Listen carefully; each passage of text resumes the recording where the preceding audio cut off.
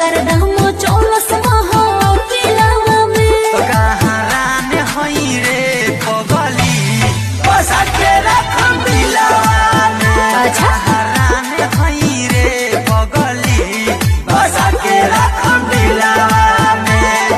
रहे दो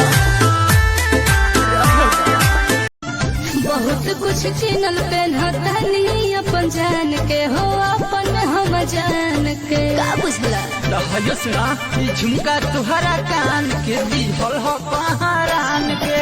अच्छा सोना हो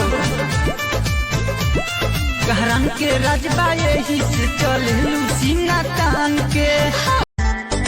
एक बेर को छेड़ दिया उसको ना मिलता माफी है, बर्बाद कर दिया। रहता हूँ अकेले क्योंकि शेर अकेला काफी है, रहता हूँ अकेले क्योंकि शेर अकेला काफी है। दांगा हो जाए रे पगली सही छोला बदन के पवन बन के रहनी ई जवानी ही राखो बन कोई के है रानी। आगे एगो के छोड़ा ही दूगो के धरा ही नियत हो छौरी कर गंदा तयरा से निहमन 300 वाला खोलले छौरी धंधा।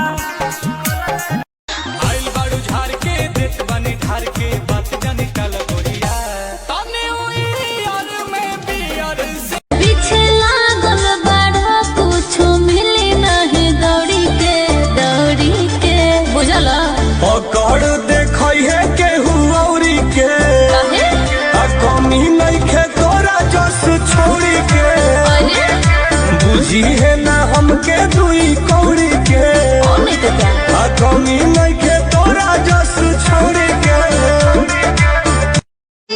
अच्छा ए का मेरी जानी सदना था जान से तू जइबा होई गड़बड़ फिर तू पछताइबा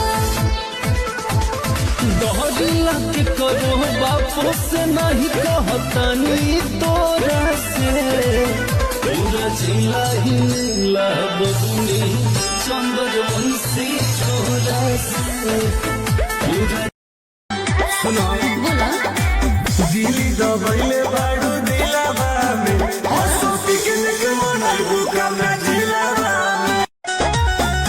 आगे मिले लगी रोज रोज बोला बहगे छौरी कबो नाची जावा चिखाबहगे हे गे हमरा तू खाली तारा पाबहगे। रात भर सब केहू जागी 200 के चंदा लागी 2000 भरी जुर्माना नया साल में घर जे भागी। पीछे खेतानी में पार्टी होई कहने तनिक लिया तो खा के मुर्गा पी के बियर बोलल जाई हैप्पी न्यू ईयर। खा के मुर्गा आगे झूठो हखी माल नहीं पूरा न एको सपना सब दिन लगा के रखना झपना गे खाली कहीं कुंदन हखी अपना रे। छतिए में छाव बोली ठोक दे भेले सत्तर शासन के रोक दे भेले अपने ही सिस्टम सरकार होवे राजा।